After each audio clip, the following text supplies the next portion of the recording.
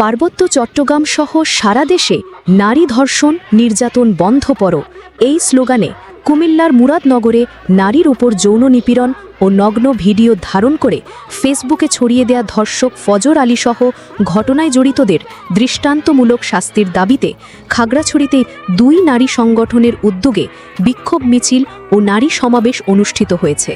1 July hill women's federation ও পার্বত্য চট্টগ্রাম নারী সংঘ যৌথভাবে এই কর্মসূচির আয়োজন করে। সকাল 10টায় খাগড়াছড়ি সদরের স্বনির্ভর এলাকা থেকে একটি বিক্ষোভ মিছিল বের করা হয়।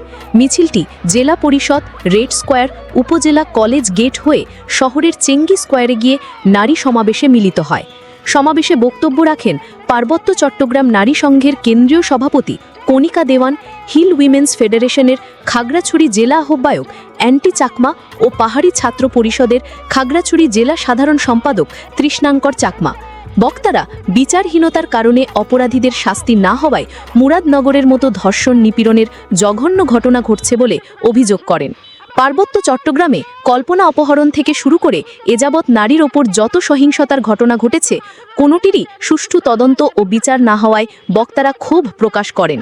তারা বর্তমান অন্তর্বর্তী সরকারের কঠোর সমালোচনা করে বলেন, ফ্যাসিস্ট হাসিনা সরকারের মতো অন্তর্বর্তী সরকারও পাহাড়ে সেনা শাসন জারি রেখে জনগণের ওপর অন্যায় দমন পীড়ন চালিয়ে যাচ্ছে। বক্তারা কুমিল্লায় মুরাদনগরে নারীর যৌন নিপীড়নের ঘটনায় জড়িতদের দৃষ্টান্তমূলক শাস্তি এবং পার্বত্য চট্টগ্রাম সহ সারা দেশে নারীর নিরাপত্তা নিশ্চিত করার দাবি জানান।